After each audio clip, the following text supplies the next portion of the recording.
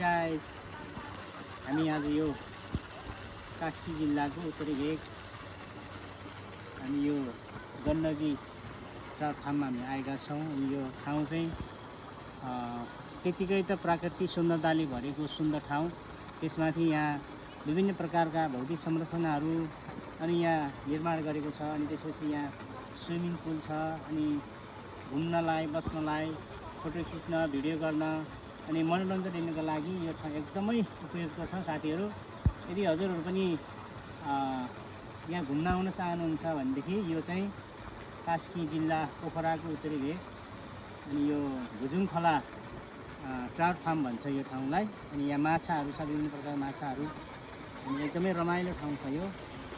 अनि मैले पनि यो पहिलोचोटि यो ठाउँ भ्रमण गर्न आएँ र साह्रै यहाँको दृश्यहरू सुन्दर अनि एकदमै मनमोह लागेको कारणले गर्दाखेरि अनि यो सानो भिडियो क्लिप चाहिँ मैले यहाँहरूको बिचमा राख्ने मैले जमर्को गरेँ।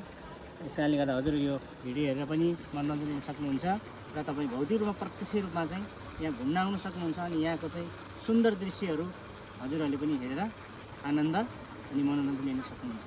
Guys, by by.